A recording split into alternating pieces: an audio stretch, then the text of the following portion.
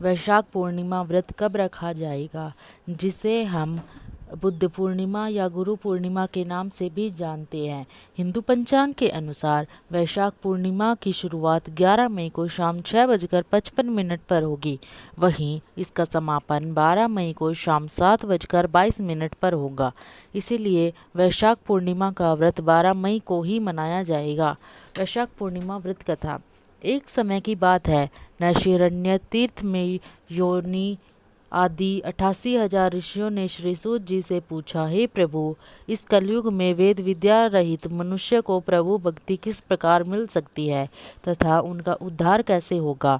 हे मुनि श्रेष्ठ, कोई ऐसा तप बताइए जिससे थोड़े समय में ही पुण्य मिले और मनवांछित फल भी मिल जाए। इस प्रकार की कथा सुनने की हम इच्छा प्रकट करते हैं। स्वर्ग शास्त्रों के ज्ञाता सूत जी बोले, हे वैष्णवों में पूज्य, आप सभी ने प्राणियों के हित की बात पूछी है, इसलिए मैं एक ऐसे श्रेष्ठ व्रत को आप लोगों को बताऊंगा जिसे नारद जी ने लक्ष्मी नारायण जी से पूछा था और लक्ष्मीपति ने मुनिश्रेष्ठ नारद जी से कहा था। आप सब इसे ध्यान पूर्वक सुनिए। एक समय की बात है, नारद जी दूसरों के हित की इच्छा लिए अनेकों लोकों में घूमते हुए मृत्युलोक में आ पहुँचे। यहाँ उन्होंने अनेक योनियों में जन्मे प्राय सभी मनुष्यों को अपने कर्मों द्वारा अनेकों दुखों से पीड़ित देखा। उनका दुख देख नारद जी सोचने लगे कि कैसा यत्न किया जाए जिससे करने से निश्चित रूप से मानव के दुखों का अंत हो जाए। इसी विचार पर मनन करते हुए वह विष्णुलोक में गए। वहाँ वह देवों के इष्ट भगवान नारायण की स्तुति करने लगे, जिनके हाथों में शंख चक्र गदा थे, गले में वरमाला पहने हुए थे। स्तुति करते हुए नारद जी बोले, हे भगवान, आप अत्यंत शक्ति से संपन्न हैं। मन तथा वाणी भी आपको नहीं पा सकती। आपका आदि मध्य तथा अंत नहीं है। निर्गुण स्वरूप सृष्टि के कारण भक्तों के दुखों को दूर करने वाले आपको मेरा नमस्कार है। नारद जी की स्तुति सुन विष्णु भगवान बोले, हे मुनिश्रेष्ठ, आपके मन में क्या बात है? आप किस काम के लिए यहाँ पधारे हैं, उसे निसंकोच कहें। इस पर नारद मुनि बोले, मृत्युलोक में अनेक योनियों में जन्मे मनुष्य अपने कर्मों के द्वारा अनेकों दुखों से दुखी हो रहे हैं। हे नाथ, आप मुझ पर दया रखते हैं तो बताइए कि वो मनुष्य थोड़े प्रयास से ही अपने दुखों से कैसे छुटकारा पा सकते हैं। श्री हरि बोले, हे नारद, मनुष्यों की भलाई के लिए तुमने बहुत अच्छी बात पूछी है। जिसके करने से मनुष्य मोह से छूट जाता है, वह बात मैं कह सकता हूँ, उसे सुनो। स्वर्गलोक व मृत्युलोक दोनों में एक दुर्लभ उत्तम व्रत है जो पुण्य देने वाला है। आज प्रेमवश होकर मैं उसे तुमसे कहता हूँ। श्री सत्यनारायण भगवान का यह व्रत अच्छी तरह विधान पूर्वक करके मनुष्य तुरंत ही यहाँ सुख भोग कर करने पर मोक्ष पाता है। श्री हरि के वचन सुन नारद जी बोले कि उस व्रत का फल क्या है और उसका विधान क्या है। यह व्रत किसने किया था, इस व्रत को किस दिन करना चाहिए, सभी कुछ विस्तार से बताएं। नारद जी की बात सुनकर श्री हरि बोले, दुख व शोक को दूर करने वाला यह व्रत सभी स्थानों पर विजय दिलाने वाला है। मानव को भक्ति व श्रद्धा के साथ शाम को श्री सत्यनारायण पूजा की धर्म परायण होकर ब्राह्मणों व बंधुओं के साथ करनी चाहिए। भक्ति भाव से ही नैवेद्य केले का फल, घी, दूध और गेहूं का आटा सवाया ले। गेहूं के आटे पर साठी का आटा, शक्कर या गुड़ लेकर वह सभी भक्षण योग्य पदार्थों को मिलाकर भगवान का भोग लगाएं। ब्राह्मणों सहित बंधु बांधवों को भी भोजन कराएं। उसके बाद स्वयं भोजन करें। भजन कीर्तन के साथ भगवान को भक्ति में लीन हो जाए। इस तरह से सत्यनारायण भगवान का यह व्रत करने पर मनुष्य की सारी इच्छाएं निश्चित रूप से पूरी होती है। इस कलिकाल अर्थात कलयुग में मृत्युलोक में मोक्ष का यही एक सरल उपाय है। वैशाख पूर्णिमा का कथा प्रथम अध्याय। श्री सूत जी बोले, हे ऋषियों, जिसने पहले समय में इस व्रत को किया था उसका इतिहास कहता हूँ, ध्यान से सुनो। सुंदर काशीपुरी नगरी में एक अत्यंत निर्धन ब्राह्मण रहता था। भूख प्यास से परेशान वह धरती पर घूमता रहता था। ब्राह्मणों से प्रेम करने वाले भगवान ने एक दिन ब्राह्मण का वेश धारण कर उसके पास जाकर पूछा, हे विप्र, नित्य दुखी होकर तुम पृथ्वी पर क्यों घूमते हो? दीन ब्राह्मण बोला, मैं निर्धन ब्राह्मण हूँ, भिक्षा के लिए धरती पर घूमता हूँ। हे भगवान, आप इसका कोई उपाय जानते हो तो बताइए। वृद्ध ब्राह्मण कहता है कि सत्यनारायण भगवान मनोवांछित फल देने वाले हैं, इसीलिए तुम उनका पूजन करो। इसे करने से मनुष्य सभी दुखों से मुक्त हो जाता है। वृद्ध ब्राह्मण बनकर आए सत्यनारायण भगवान उस निर्धन ब्राह्मण को व्रत का सारा विधान बताकर अंतर्ध्यान हो गए। ब्राह्मण मन ही मन सोचने लगा कि जिस व्रत को वृद्ध ब्राह्मण करने को कह गया है, मैं उसे ज़रूर करूँगा। यह निश्चय करने के बाद उसे रात में नींद नहीं आई। वह सवेरे उठकर सत्यनारायण भगवान के व्रत का निश्चय कर भिक्षा के लिए चला गया। उस दिन निर्धन ब्राह्मण को भिक्षा में बहुत धन मिला, जिससे उसने बंधु बांधवों सहित मिलकर श्री सत्यनारायण भगवान का व्रत संपन्न किया। भगवान सत्यनारायण का व्रत संपन्न करने के बाद वह निर्धन ब्राह्मण सभी दुखों से छूट गया और अनेक प्रकार की संपत्तियों से युक्त हो गया। उसी समय से यह ब्राह्मण हर माह इस व्रत को करने लगा। इस तरह से सत्यनारायण भगवान के व्रत को जो मनुष्य करेगा, वह सभी प्रकार के व्रत को जो मनुष्य करेगा, वह सभी प्रकार के पापों से छूटकर मोक्ष को प्राप्त होगा। इस व्रत को करेगा, वह सभी दुखों से मुक्त हो जाएगा। श्री सत्यनारायण व्रत कथा प्रथम अध्याय संपूर्ण। द्वितीय अध्याय। सूत जी बोले कि इस तरह से नारायण जी का कहा हुआ श्री सत्यनारायण व्रत को मैंने तुमसे कहा। हे विप्रो, मैं अब और क्या कहूँ? ऋषि बोले, हे मुनिवर, संसार में उस विप्र से सुनकर और किस किस ने इस व्रत को किया, हम सब इस बात को सुनना चाहते हैं। इसके लिए हमारे मन में श्रद्धा का भाव है। श्री सूत जी बोले, हे मुनियों, जिसने इस व्रत को किया है वह सब सुनो। एक समय वही विप्रधन एक ऐश्वर्य के अनुसार अपने बंधु बांधवों के साथ इस व्रत को करने का तैयार हुआ। उसी समय एक लकड़ी का बेचने वाला बूढ़ा आदमी आया और लकड़ियां बाहर रखकर अंदर ब्राह्मण के घर गया। प्यास से दुखी वह लकड़हारा उनको व्रत करता देख विप्र की नमस्कार कर पूछने लगा कि आप यह क्या कर रहे हैं तथा इसे करने से क्या फल मिलेगा, कृपया आप मुझे बताएं। ब्राह्मण ने कहा कि सब मनोकामनाओं को पूरा करने वाला यह सत्यनारायण भगवान का व्रत है। इनकी कृपा से ही मेरे घर में धन धान्य आदि की वृद्धि हुई है। विप्र से सत्यनारायण व्रत के बारे में जानकर लकड़हारा बहुत प्रसन्न हुआ। चरणामृत लेकर वह प्रसाद खाने के बाद वह अपने घर गया। लकड़हारे ने अपने मन में संकल्प किया कि आज लकड़ी बेचने से जो धन मिलेगा उसी से श्री सत्यनारायण भगवान का उत्तम व्रत करेगा। मन में इस विचार को ले बूढ़ा आदमी सिर पर लकड़ियां रख उस नगर में बेचने गया जहां धनी लोग ज़्यादा रहते थे। उस नगर में उसे अपनी लकड़ियां दाम पहले से 4 गुना अधिक मिलता है। बूढ़ा प्रसन्नता के साथ दाम लेकर केले, शक्कर, घी, दूध, दही और गेहूं का आटा ले और सत्यनारायण भगवान के व्रत की अन्य सामग्रियों लेकर अपने घर गया। वहां उसने अपने बंधु बांधवों को बुलाकर विधि विधान से सत्यनारायण भगवान का पूजन किया और व्रत किया। इस व्रत के प्रभाव से वह बूढ़ा लकड़हारा धन पुत्र आदि से युक्त होकर संसार से समस्त सुख भोग अंत काल में वैकुंठ धाम चला गया। श्री सत्यनारायण व्रत कथा का दूसरा अध्याय संपूर्ण। तृतीय अध्याय। सूत जी बोले, हे मुनिश्रेष्ठ, अब आगे की कथा कहता हूँ। पहले समय में उल्कामुख नाम का एक बुद्धिमान राजा था। वह सत्य वक्ता और जितेंद्रिय था। प्रतिदिन देव स्थानों पर जाता और निर्धनों को धन देकर उनके कष्ट दूर करता था। उसकी पत्नी कमल के समान मुख वाली थी तथा सती साध्वी थी। भद्रशिला नदी के तट पर उन दोनों ने श्री सत्यनारायण भगवान का व्रत किया। उसी समय साधु नामक एक वैश्य आया। उसके पास व्यापार करने के लिए बहुत सा धन भी था। राजा को व्रत करता देखकर वह विनय के साथ पूछने लगा, हे राजन, भक्ति भाव से पूर्ण होकर आप यह क्या कर रहे हैं? मैं सुनने की इच्छा रखता हूँ, तो आप मुझे बताएं।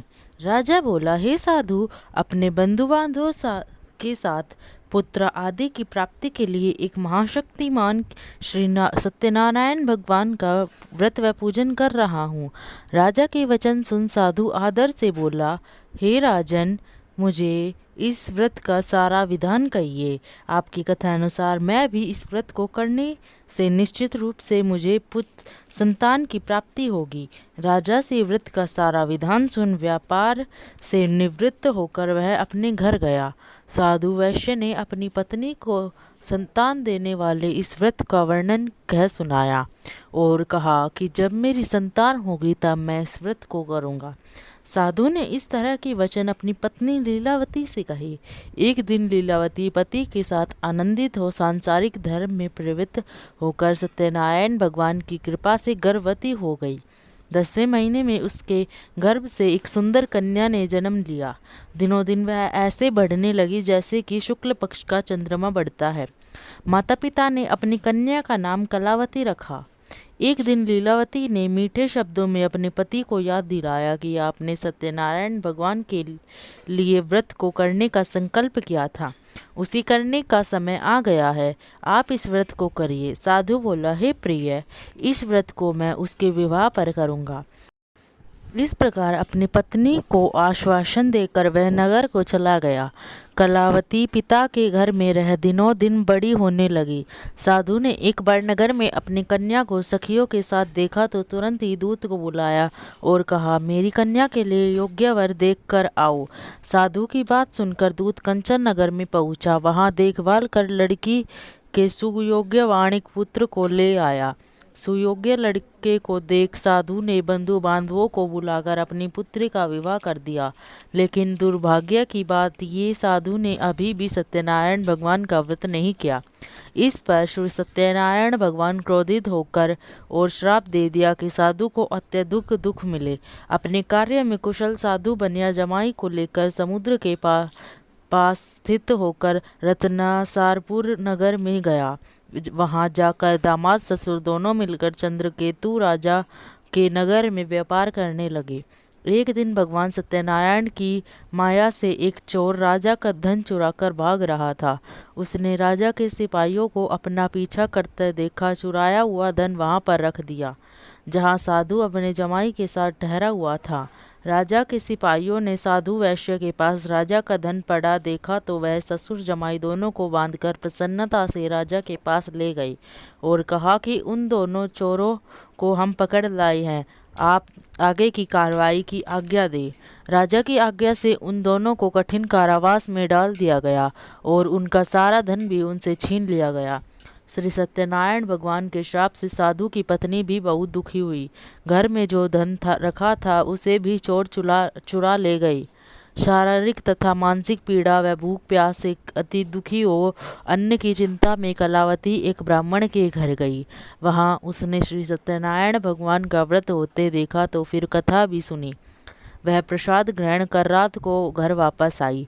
माता ने कलावती से पूछा कि हे पुत्री, अब तक तुम कहाँ थी? तेरे मन में क्या है?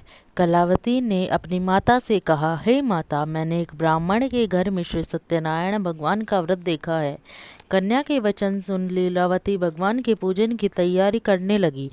लीलावती ने परिवार व बांधवों सहित सत्यनारायण भगवान का पूजन किया और उनसे वर मांगा कि मेरे पति तथा जमाई शीघ्र घर आ जाएं। साथ ही यह भी प्रार्थना की कि हम सब का अपराध क्षमा कर दे। श्री सत्यनारायण भगवान इस व्रत से संतुष्ट हो गए और राजा चंद्रकेतु को सपने में दर्शन देकर कहा, हे राजन, तुम उन दोनों वैश्यों को छोड़ दो और तुमने जो उनका धन लिया है उसे वापस कर दो। अगर तुमने ऐसा नहीं किया तो मैं तुम्हारा धन, राज्य व संतान सभी को नष्ट कर दूंगा।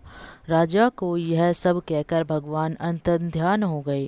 प्रातःकाल सभा में राजा ने अपना सपना सुनाया और फिर बोले, वाणिक पुत्रों को कैद से मुक्त कर सभा में लाओ। दोनों ने आते ही राजा को प्रणाम किया। राजा मीठी वाणी में बोला, हे महानुभाव, भाग्यवश ऐसा कठिन दुख तुम्हें प्राप्त हुआ है, लेकिन अब तुम्हें कोई भय नहीं है। ऐसा कह राजा ने उन दोनों को नए वस्त्राभूषण भी पहनाए और जितना धन उनका लिया था उससे 2 गुना धन वापिस कर दिया। दोनों वैश्य अपने घर को चल दिए। श्री सत्यनारायण व्रत कथा का 3रा अध्याय संपूर्ण। 4था अध्याय। सूत जी बोले, वैश्य ने मंगलाचार कर अपनी यात्रा आरंभ की और अपने नगर की ओर चल दिए। उनके थोड़ी दूर जाने पर एक दंडी वेशधारी श्री सत्यनारायण ने उनसे पूछा, हे साधु, तेरी नाव में क्या है? अभिवाणी वाणिक हंसता हुआ बोला, हे दंडी, आप क्यों पूछते हो? क्या धन लेने की इच्छा है? मेरी नाव में तो बेल व पत्ते भरे हुए हैं। वैश्य के कठोर वचन सुन भगवान बोले, तुम्हारा वचन सत्य हो। दंडी ने ऐसा वचन कहे वहां से दूर चले गए।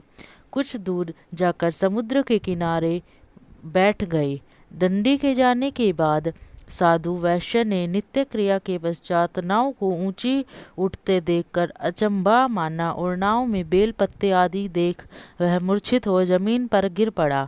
मूर्छा खुलने पर वह अत्यंत शोक में डूब गया। तब उसका दामाद बोला कि आप शोक ना मनाइए, यह दंडी का श्राप है, इसलिए हमें उनकी शरण में जाना चाहिए, तभी हमारी मनोकामना पूरी होगी। दामाद की बात सुनकर वह दंडी के पास पहुंचा और अत्यंत भक्तिभाव से नमस्कार करके बोला, मैंने आपसे जो असत्य वचन कहे थे उनके लिए मुझे क्षमा दे। ऐसा कहकर मग्न शोकातुर हो रोने लगा। तब दंडी भगवान बोले, हे वाणिक पुत्र, मेरी आज्ञा से बार बार तुम्हें दुख प्राप्त हुआ तो तू मेरी पूजा से विमुख हुआ। साधु बोला, हे भगवान, आपकी माया से ब्रह्मा आदि देवता भी आपके रूप को नहीं जानते, तब मैं अज्ञानी कैसे जान सकता हूँ? आप प्रसन्न होइए, अब मैं सामर्थ्य के अनुसार आपकी पूजा करूँगा। मेरी रक्षा कर और पहले के समान नौका में धन भर दो। साधु वैश्य के भक्तिपूर्वक वचन सुनकर भगवान प्रसन्न हो गए और उसकी इच्छा अनुसार वरदान देकर अंतर्ध्यान हो गए। ससुर जमाई जब नाव पर आए तो नाव धन से भरी हुई थी। फिर वहीं अपने अन्य साथियों के साथ सत्यनारायण भगवान का पूजन कर अपने नगर को चल दिए। दूत साधु की पत्नी को प्रणाम कर कहता है कि मालिक अपने दामाद सहित नगर के निकट आ गए हैं। दूत की बात सुन साधु की पत्नी लीलावती ने बड़े हर्ष के साथ सत्यनारायण भगवान का पूजन कर अपनी पुत्री कलावती से कहा, मैं अपने पति के दर्शन को जाती हूँ, तू कार्य पूर्ण शीघ्र कर आ जा। माता की ऐसे वचन सुन कलावती जल्दी में प्रसाद छोड़ अपने पति के पास चली गई। प्रसाद की अवज्ञा के कारण श्री सत्यनारायण भगवान रुष्ट हो गए और नाव सहित उसके पति को पानी में डुबो दिया। कलावती अपने पति को वह ना पाकर रोती हुई जमीन पर गिर गई। नौका का डूबा हुआ देख वह कन्या को रोता देख साधु दुखी होकर बोला कि हे प्रभु, मुझसे तथा मेरे परिवार से जो भूल हुई है उसे क्षमा करे। साधु के दीन वचन सुनकर श्री सत्यनारायण भगवान प्रसन्न हो गए और आकाशवाणी हुई, हे साधु, तेरी कन्या मेरा प्रसाद को छोड़कर आई है, इसलिए उसका पति अदृश्य हो गया है। यदि वह घर जाकर प्रसाद खाकर लौटती है तो इसे इसका पति अवश्य मिलेगा। ऐसी आकाशवाणी सुन कलावती घर पहुंचकर प्रसाद ग्रहण करती है और फिर आकर अपने पति के दर्शन करती है। उसके बाद साधु अपने बंधु बांधवों सहित श्री सत्यनारायण भगवान का विधान से पूजन करता है तथा इस लोक में सुख भोग वह अंत में स्वर्ग लोक को जाता है। श्री सत्यनारायण व्रत कथा 4th अध्याय संपूर्ण। 5म अध्याय। सूत जी बोले, हे ऋषियों, मैं और भी एक कथा सुनाता हूँ, उसे भी ध्यानपूर्वक सुनो। प्रज्ञा पालन में लीन तुंगध्वज नाम का एक राजा था। उसने भी भगवान का प्रसाद त्याग कर बहुत ही दुख सहन किया। एक बार वन में जाकर वन्य पशुओं को मारकर वह बड़ के पेड़ के नीचे आया। वहां उसने ग्वालों को भक्ति भाव से अपने बंधुओं सहित सत्यनारायण भगवान का पूजन करते देखा। अभिमानवश राजा ने उन्हें देखकर भी पूजा स्थान में नहीं आ गया और ना ही उसने भगवान को नमस्कार किया। ग्वालों ने राजा को प्रसाद दिया, लेकिन उसने प्रसाद नहीं खाया और प्रसाद को वहीं छोड़कर वह अपने नगर को चला गया। जब वह नगर में पहुंचा तो वहां सब कुछ तहस नहस हुआ पाया, तो वह शीघ्र ही समझ गया कि यह सब भगवान ने ही किया है। वह दोबारा ग्वालों के पास पहुंचा और विधि पूर्वक पूजा का प्रसाद खाया तो श्री सत्यनारायण भगवान की कृपा से सब कुछ पहले जैसा हो गया। दीर्घकाल तक सुख भोगने के बाद मरणोपरांत उसे स्वर्गलोक की प्राप्ति हुई। जो मनुष्य परम दुर्लभ इस व्रत को करेगा तो भगवान सत्यनारायण की अनुकंपा से उसे धन धान्य की प्राप्ति होगी, निर्धन धनी हो जाता है और भय मुक्त हो जीवन जीता है।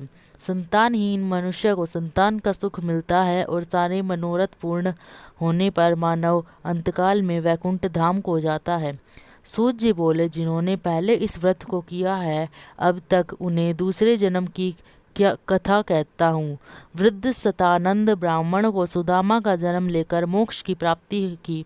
लकड़हारे ने अगले जन्म में निषाद बनकर मोक्ष प्राप्त किया। उल्कामुख नाम का राजा दशरथ होकर बैकुंठ को गया। साधु नाम के वैश्य ने मोर ध्वज बनकर अपने पुत्र को सारे आरे से चीरकर मोक्ष पाया। महाराज तुंगध्वज ने स्वयं भू होकर भगवान में भक्ति युक्त हो कर्म कर मोक्ष पाया। 5वां अध्याय संपूर्ण। सत्यनारायण भगवान की आरती। जय लक्ष्मी रमणा स्वामी, जय लक्ष्मी रमणा। सत्यनारायण स्वामी, सत्यनारायण स्वामी, जनपातक हरणा। जय लक्ष्मी रमणा। रतन जड़ित सिंहासन, अद्भुत छवि राजे, स्वामी अद्भुत छवि राजे। नारद करत निरंजन, नारद करत निरंजन, घंटा ध्वनि बाजे। जय लक्ष्मी रमणा। प्रकट भय कल कारण, द्विज को दर्श दियो। बूढ़ो ब्राह्मण बनकर, बूढ़ो ब्राह्मण बनकर, कंचन महल कियो। जय लक्ष्मी रमणा। दुर्बिल भील कठारो, जिन पर कृपा करी, स्वामी जिन पर कृपा करी। चंद्रचूड़ एक राजा, चंद्रचूड़ एक राजा, जिनकी विपत्ति हरी। जय लक्ष्मी रमणा। वैश्य मनोरथ पायो, श्रद्धा तज दीनी, स्वामी श्रद्धा तज दीनी। सो फल भोग्यो प्रभु जी, सो फल भोग्यो प्रभु जी, फिर स्तुति कीन्ही। जय लक्ष्मी रमणा। भाव भक्ति के कारण छिन छिन रूप धरो। श्रद्धा धारण कीन्ही, श्रद्धा धारण कीन्ही, तिनको काज सरो। स्वामी जय लक्ष्मी रमणा। ग्वाल बाल संग राजा, ग्वाल बाल संग राजा, वन में भक्ति करी। स्वामी मन में भक्ति करी।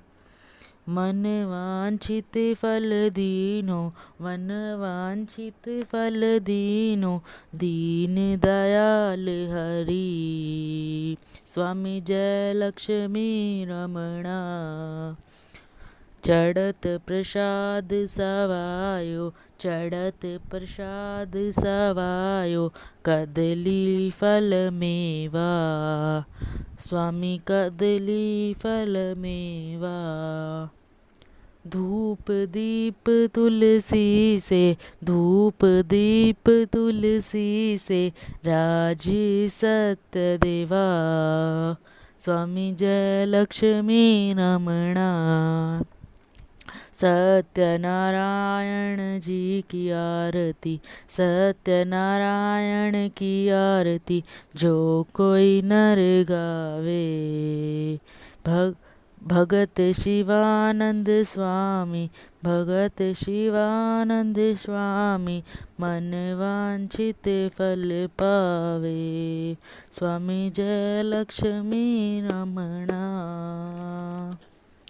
अगर आपको यह वीडियो अच्छी लगी हो तो कृपया करके हमारे चैनल को सब्सक्राइब एवं इस वीडियो को लाइक एंड शेयर ज़रूर करें। बोलो गणपति बप्पा मोरिया, मंगल मूर्ति मोरिया, बोलो सत्यनारायण भगवान की जय।